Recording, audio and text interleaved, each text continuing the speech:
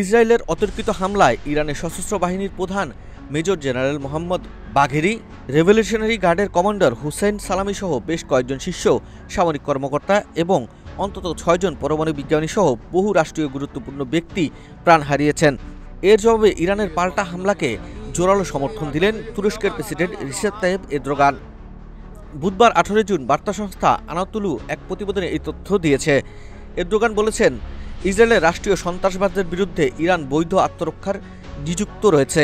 তিনি বলেছেন, ইসরায়েলের হামলায় ইরানের শত শত বেসামরিক নাগরিক নিহত হয়েছেন এবং যেসব হামলা চিকিৎসাকর্মী, সংবাদ সংস্থা ও আবাসিক এলাকাগুলোতে টার্গেট করেছে।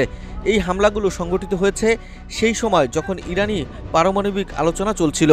ইসরায়েলের আগ্রাসনের বিরুদ্ধে আত্মরক্ষায় ইরানের অধিকার পূর্ণ বৈধ, ন্যায্য ও আন্তর্জাতিক আইনে অনুমোদিত।